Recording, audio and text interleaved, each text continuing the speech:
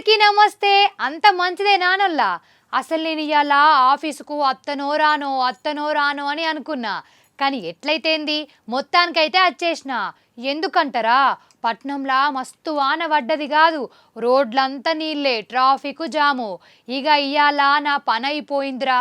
ఇక ఖతర్నాక్ వార్తలు ఎప్పుడుందో ఉండదో అనుకున్నా. కానీ మొత్తానికి ఎట్లనో గట్ల తిప్పలు పడుకుంటా వచ్చిన. సరే, నా తిప్పలు నాకు అట్లనే ఉంటాయి, కానీ మీతోని అర్ధగంట సేపు కూసోని ముచ్చట పెడితే అన్నీ మర్చిపోతా. మరి మనం ఖతర్నాక్ వార్తలు చెప్పుకుందామా? పారి మరి, ముందు ఏందో ఎరికే కదా, అవే నెత్తిగీతలు. కూటమి ప్రభుత్వం మీద జగనన్న నిప్పులు, లాసుల పడేసిండట చంద్రబాబు సారు. సినిమా టాకీసుల పవన్ అన్న ముచ్చట ఏం మాట్లాడిండో మీరు కూడా ఇంటరా? మోసం చేసింది నడుమంత్రపు వాన, పంటంతా ఆగమాగం చందన. ఎయిర్పోర్టులు కావవి రైల్ స్టేషన్లు, ఓపెనింగ్ చేసిండు మోడీ సారు.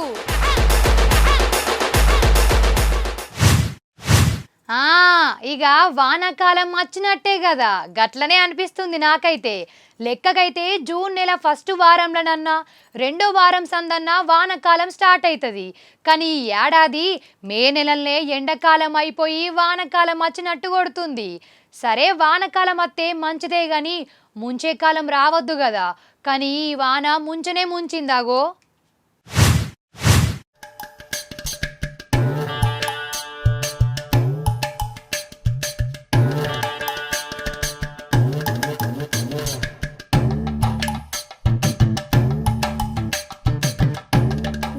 నాయనో, గిదేం వాననుల్లా గిట్ల ముంచేసింది మొత్తం. మన హైదరాబాద్లో పడ్డ వానకు అంతా ఆగమాగం, ఏడబడితే గాడ నీళ్ళే. మొన్నటిదాకా మన మీద ప్రతాపం చూయించిన సూర్యుడు ఇప్పుడు చూద్దామంటే కూడా కానొస్తలేడు. వానదేవుడే ఫుల్ డ్యూటీ ఎత్తుండు. ఇక మున్సిపాలిటీ కార్మికులకు పెద్ద పనే పడ్డది. వాళ్ళనైతే మెచ్చుకోవాల్సిందే పటూర్రి. వాన పడ్డా వరదలొచ్చినా వాళ్ళు మాత్రం పండ్ల పడతారు. పట్నం జనానికి తక్లీఫ్ కాకుండా తిప్పలు పడతారు కదా. ఇక అటు ఊర్లలో కూడా మస్తు వాన పడ్డదోల్లా. తెలంగాణ ఆంధ్రలనైతే మస్తు వానలు పడుతున్నాయి, ఉరుములు పిడుగులు. సరే, వాన పడితే పడని గాని రైతులకు బాగా అవస్థ అవుతుందిలా. చేతికందొచ్చిన పంట నీళ్ల పాలైంది, చేన్లు శెల్కలు ఖరాబైపోయినాయి. వాళ్ళది హరిగోస. పాపం నిర్మల్ జిల్లాల చూడుర్రి వడ్లు ఎట్లా తడిచిపోయినాయో. వడ్లు అమ్ముదామని కాంటకాడికి పట్టుకత్తే కొనేటోళ్ళు లేరు, వడ్లు జోక్తలేరట. వానొచ్చి ఉన్న వడ్లను నాశనం చేసే పాపం.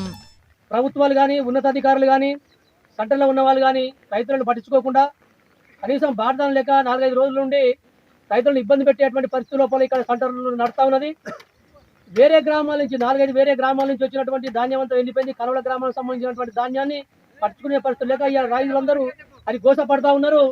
దీన్ని ప్రభుత్వం దృష్టిలో పెట్టుకొని అధికారులు తక్షణమే స్పందించి తడిసిన వడ్డం కూడా కొంటామని చెప్పనేటువంటి మాట వాస్తవమా కాదా అనేది ఇప్పుడు దీన్ని బట్టి మాకు అర్థమవుతుంది. రేపు తడిసినటువంటి వడ్డలన్నింటి కూడా తూకం చేసుకొని ఖచ్చితంగా ప్రతి ఒక్క గింజను కూడా ఖరాబ్ కాకుండా గవర్నమెంట్ కొనాల్సినటువంటి సందర్భం ఉన్నది. ఈ వానలతోని రైతుల తన్లాట గిట్లున్నది. అన్నట్టు ఈ తాప వానకాలంలా వానలకు కొదవలేదటనొల్లా. మస్తు వానలు పడతాయని చెప్తురు ఈ వాతావరణ శాఖోళ్ళు. కానీ ఏ మాట కామాట నేనొల్లా, ఎండాకాలం వచ్చినట్టే వచ్చి మా ఇల్లే మాయమైనట్టు కొట్టింది కదా.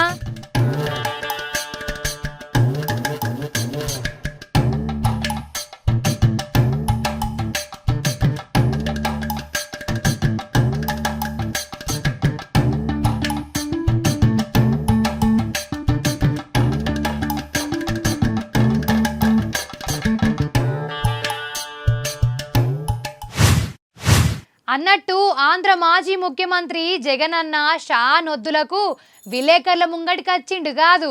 కూటమి పాలన ఎట్లున్నది, తన పాలన ఎట్లుండే, అసలు రాష్ట్రంలో ఏమైతుంది, ఏంది కథ, గవన్నీ చెప్పుకొచ్చిండు. మనం కూడా ఇన్నట్టు చేద్దాం. Over to Jagananna.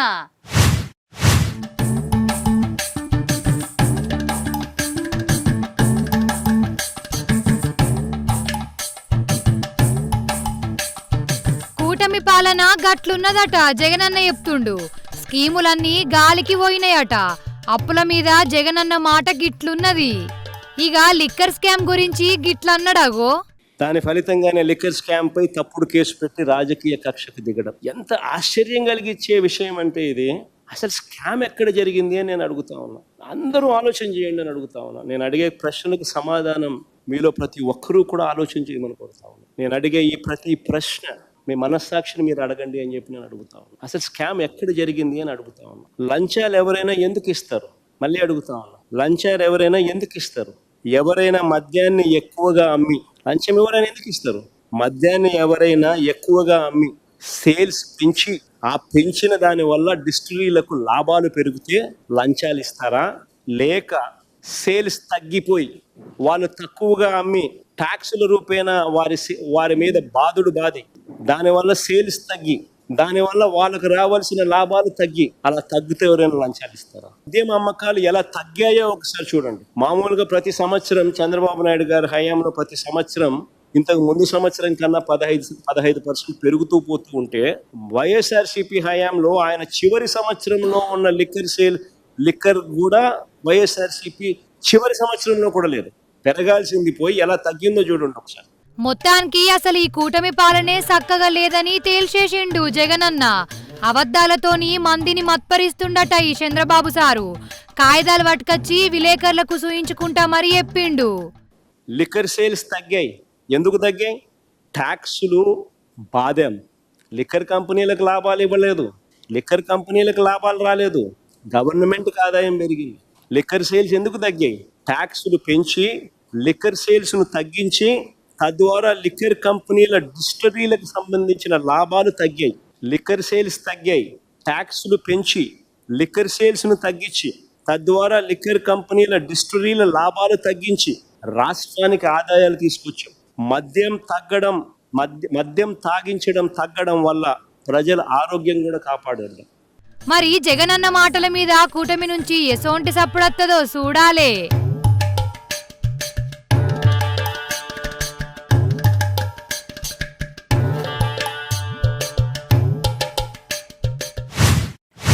అవుగాని తెలంగాణలో ఈ ఫ్రీ బస్సు మన ఆడోళ్లకు మంచిగా ఫాయిదా అవుతుందా లేదా చెప్పుర్రి. నాకైతే అప్పుడప్పుడు మంచి స్కీమ్ మస్తు ఫాయిదా ఇస్తుందనిపిస్తుంది. ఇంకోసారేమో అసలు ఎందుకు ఈ ఫ్రీ బస్సు, ఎందుకు ఈ దిమాగ్ ఖరాబ్ కథలు అనిపిస్తోందోల్లా. నా లెక్కనే చాలా మందికి గిట్లనే 2-3 తీర్ల అనిపిస్తుందట కదా. ఇగో గీ జైత్యాల అక్కలు గట్లనే అంటురు. మరి చూడురి మరి అసలు ముచ్చటేందో.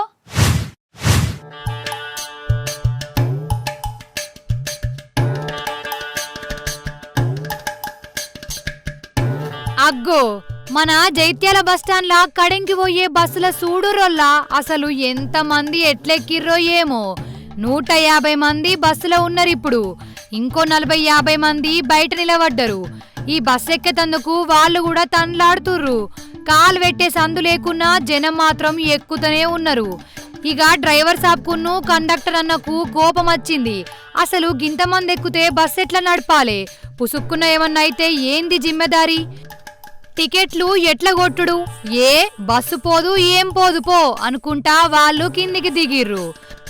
అయితే జైత్యాల నుంచి కడెంకు దినం 2 బస్సులు పోతాయటనొల్లా. అయితే ఈ 2 బస్సులల్లా ఒక బస్సు క్యాన్సల్ చేసిర్రు ఆర్టీసోళ్ళు.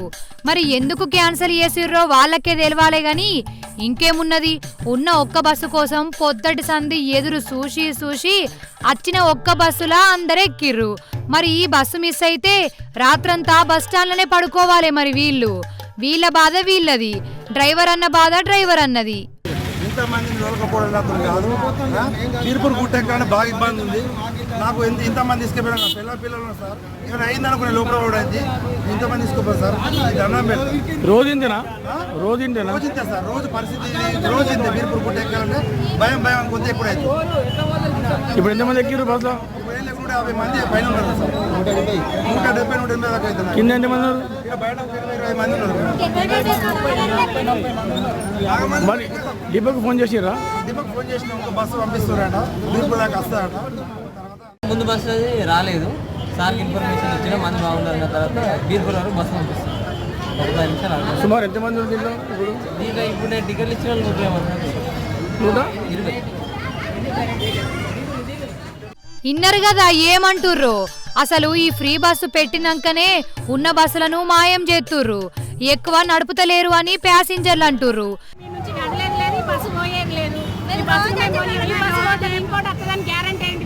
మాకు నమ్మకం కావాలంటే ఇంకో బస్సు ఇక్కడికి రావాలి, బస్సు పోవాలి. ఎంతసేపు ఉంటుందో మేమున్నంతసేపు ఆ బస్సు ఉంటుంది అంతే. మాతో పాటు 10 మంది ఉంటారు, మేము 4 వేడిపోతాం. పేరుకు ఫ్రీ అని ఎప్పుడెందుకు, బస్సులల్లా గిట్ల కీసులాటలు పెట్టుడెందుకు అని కొందరు గరమైతుర్రు. ఇగో గిట్లుంటున్నాయోల్లా బస్సు కష్టాలు.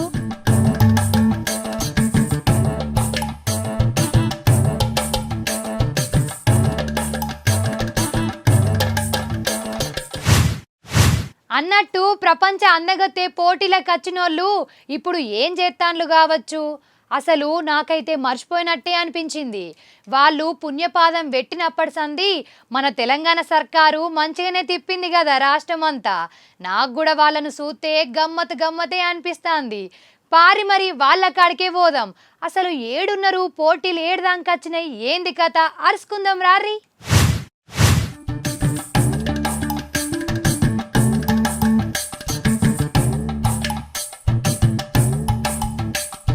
ఆహా, అగో సూత్తుర్రా ప్రపంచ సుందరీమణులు.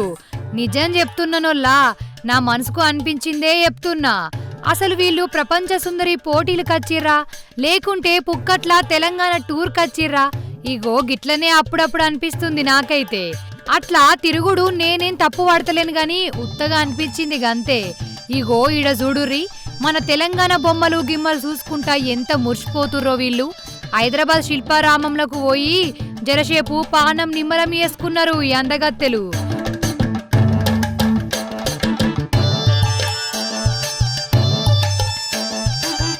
కుండలెట్లా తయారు ఎత్తురో చూసి పరేషాన్ అయ్యరట. ఇక మన తెలంగాణ వంటల రుచి కూడా చూసిర్రు. మొత్తానికి మన తెలంగాణ సర్కారోళ్ళు దేశాలు దాటి పట్నం వచ్చిన ఈ చుట్టాలను నారాజు కాకుండా, మర్యాదల తక్కువ కాకుండా మంచిగానే అరుచుకుంటుర్రు. అన్నట్టు వీళ్ళ దాంట్లోనే ప్రపంచ సుందరి ఎవలో ఇంకొక వారం రోజులలో తేలిపోతుంది. 31వ తారీఖు నాడు లాస్ట్ పోటీలట. మరి ఎవరినెత్తిన కిరీటం పడుతుందో చూడాలే.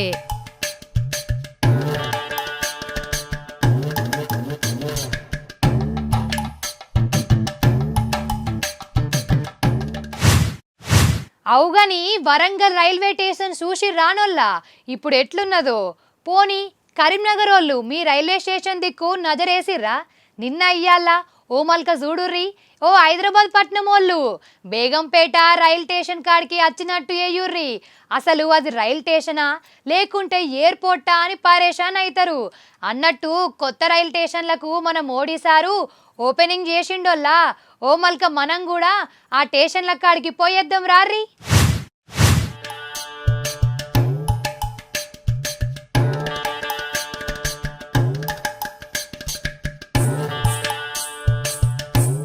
అగో ఇది మన వరంగల్ కొత్త రైల్ స్టేషన్. అసలు ఏమన్నా సింగారిచ్చిరా, మస్తున్నది కదా.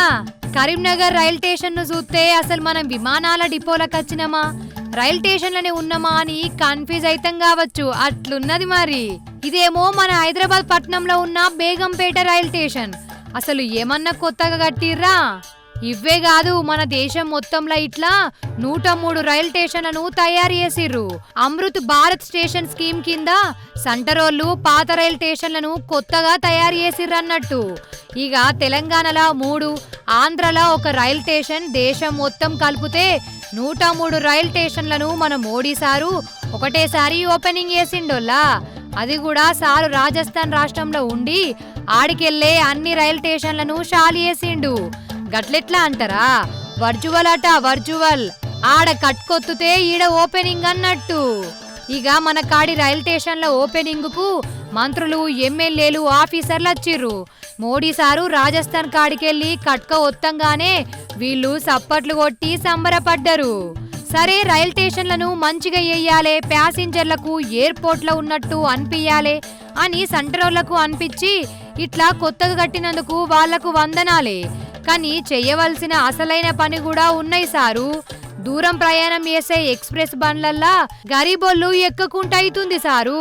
జనరల్ బోగీలు ముంగటొక్కటి వెనుకొక్కటే ఉంటున్నాయి. ఎక్కటోళ్ళేమో వందల వేలల్లో ఉంటుర్రు. కిరాణం దుగ్నంలా కదా సామాన్లు ఇరికిచ్చి పెట్టినట్టు ప్యాసింజర్లు ఒకరి మీద ఒకరు నిలబడి కూలబడి ప్రయాణం చేయవలసి వస్తుంది 100 కిలోమీటర్ల దాకా. గిదే కథ. అందుకే జర పండ్ల పని గా బోగీలను కూడా పెంచుర్రి సార్లు.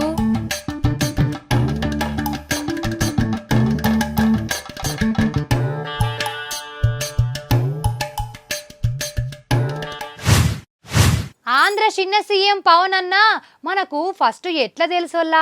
సినిమాలతోనే కదా. సినిమాలతోనే మస్తు మంది ఫ్యాన్స్ను సంపాదించుకున్నాడు. అటెన్క జనం తక్లీఫ్లను తన తక్లీఫ్లే అనుకొని జన నాయకుడైండు.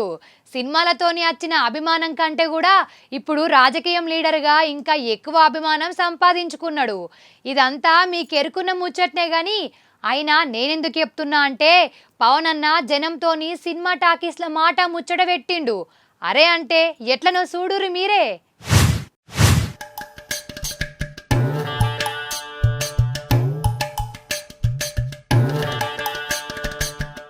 అగో చిన్న ముఖ్యమంత్రి పవన్ అన్న పల్లెల రాత మార్చేతందుకు కంకణం కట్టుకున్నాడు కదా. అందుకే మన ఊరు మాటామంతి అనే కార్యం పెట్టిండు.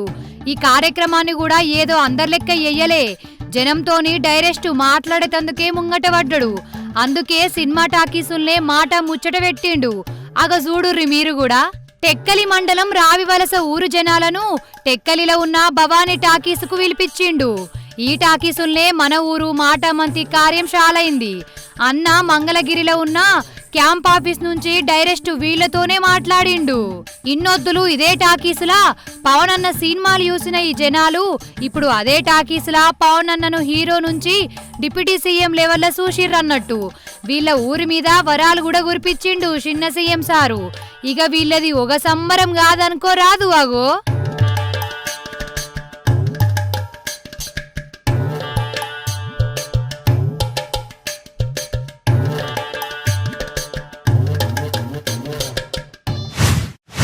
పెద్ద పులంటే ఎవరికన్నా భయమే, మనుషులకే కాదు కడుమ జీవాలు కూడా గజ్జుమంటాయి.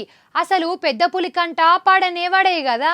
అసోంటిదోల్లా బిడ్డను కాపాడుకునేతందుకు ఒక గుడ్డేలుగు పెద్ద పులి మీదికే ఫైటింగుకు పోయింది. మరి అటెన్క ఏమైందో మీరే చూడాలి, చూసి తీరాలే. అగో ఆడ గుడ్డెలుగు పోతూనే ఉన్నది.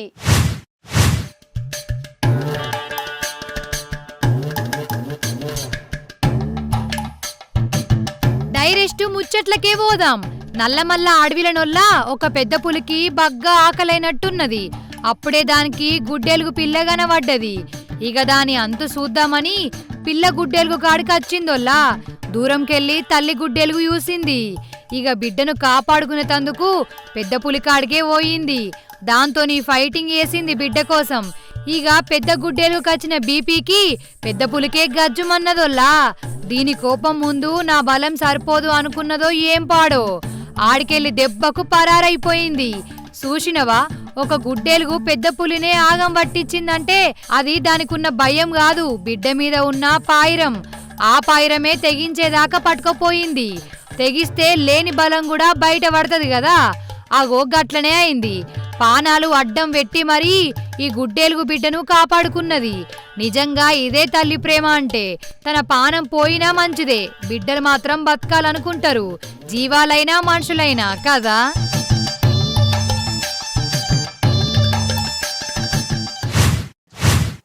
అవుగాని జగనన్న ముచ్చట ఫస్టే చెప్పుకున్నాం కదా. ఇక ఇప్పుడు బాణం షర్మిలక్క గురించి కూడా చెప్పుకోవాలి. అక్క కూడా పోరాటాలతో పట్టింది.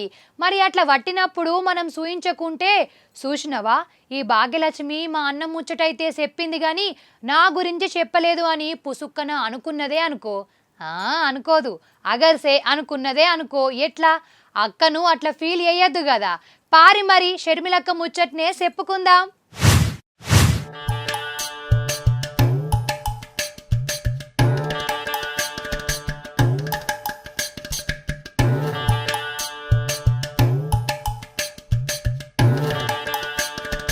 అబ్బా షర్మిలక్కను చూడక ఎంత కాలమైతుందో. అక్క నమస్తే. అయితే షర్మిలక్క విశాఖపట్నంలా దీక్ష పట్టిందోల్లా దీక్ష. ఎందుకంటే విశాఖ స్టీల్ ప్లాంట్లా 2000 మంది కాంట్రాక్ట్ కార్మికులను తీసేసిర్రట. ఇక వాళ్లను మళ్ళా డ్యూటీలకు తీసుకోవాలి అని వాళ్ళ కోసం షర్మిలక్క ఇక దీక్షకు కూసున్నది. 1 రోజు 2 రోజులని కాదు, వాళ్ళు డ్యూటీ ఎక్కేదాకా నేను అన్నం ముద్ద కూడా ముట్ట, మంచి నీళ్లు కూడా దాగా అని కూసున్నది. బుజారం పగటీలి దీక్షకు కూసున్నది. ఇక అక్క దీక్షకు వాళ్ళు హిమ్మతిచ్చి ఆ మెంబడి కూసున్నారు. కానీ ఒక పూటకే అక్క దీక్షను ఫెయిల్ చేసిర్రు పోలీసులు. రాత్రి 9:30కో ఏమో పోలీసులు ఆ దీక్ష అద్దు అని ఫస్ట్ బట్లాడిర్రు. కానీ అక్క ఇన్లే. ఇక పోలీస్ టౌన్ కు పట్టుకపోదామని చూస్తే చుట్టుముట్టు ఉన్నోళ్ళు అద్దు అద్దు అక్క దీక్ష ఎత్తది అని అడ్డం పడ్డరట. ఇక పోలీసులు ఎట్లనో గట్లా తిప్పల పడుకుంటా షర్మిలక్కను గాజువాక పోలీస్ టౌన్ కు పట్టుకపోయిర్రు. కానీ ఏ మాట కామాటనోల్లా అసలు రాష్ట్రంలో షెయ్యి పార్టీ లేకున్నా గాని ఎవ్వరు దేకకున్నా ఆ పార్టీ తరపున కడుపు మార్చుకొని మరి షర్మిలక్క దీక్షకు కూసున్నదంటే అక్కను మెచ్చుకోవాల్సిందే ఈ విషయంలా కాదా?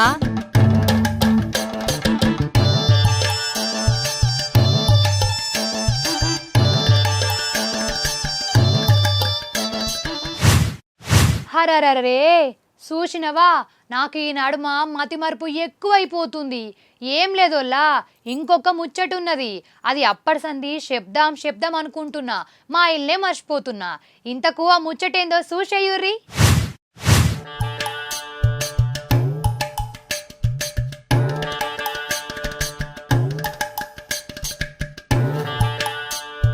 అయ్యో గిదే నేను మర్చిపోయి మళ్ళా మతికి తెచ్చుకున్న ముచ్చట. చూస్తూరా బంగారం ఎట్లా మెరుస్తోందో. నగల దుకాణానికి పట్టుకుపోయినా అనుకునేరు ఆయంత. కాదు, ఒక దొంగసారు ఇంట్లో దొరికినాయి. ఇవన్నీ కరెంట్ ఆఫీసులో పనిచేసే ఒక సార్ ఇంట్లో దొరికినాయి. అరే అవ్వంటే చేసేది కరెంటు ఆఫీసుల్నే, కానీ కిలోల కొద్ది బంగారం బంగ్లాలు బయటపడ్డాయి. నంద్యాల జిల్లా ఆళ్లగడ్డ డిప్యూటీ ఈ రవికాంత్ చౌదరి సారు మొన్న 16వ తారీఖు నాడు లంచం తీసుకుంటుంటే దొరికిండు. ఎంక్వైరీ చేస్తే సారు వారి పర్ఫార్మెన్స్ చాలా ఎక్కువ ఉన్నదని తేలింది. ఇక సారింట్ల చెకింగులు చేస్తే ఇగో గిట్ల బంగారం బయటపడ్డది. దగ్గర 3 కిలోల బంగారం అట. అందులో 41 రకాల డిజైన్లు. ఇక ఎప్పురి కథ గింతగనం బంగారం ఎట్లొచ్చిందంటారు? ఇక ఇవిగాక బాండ్లు, ఇండ్ల జాగలు, కర్నూల్లో అపార్ట్మెంటు, నంద్యాల ₹1,00,00,000 ఇల్లు. ఇగో ఇవన్నీ బయటపడ్డాయి. ఇంకా బయటపడని ఇంకెన్నున్నాయో మరి. సారువారి పనితనం గట్లున్నది మరి. అసలు కరెంటు ఆఫీసుల పనిచేస్తే గింతగనం ఫాయిదా ఉంటదని నాకు తెలియదోల్లా. ఈ రవికాంత్ సారు ఎయ్యబట్టే ఎరుకైంది.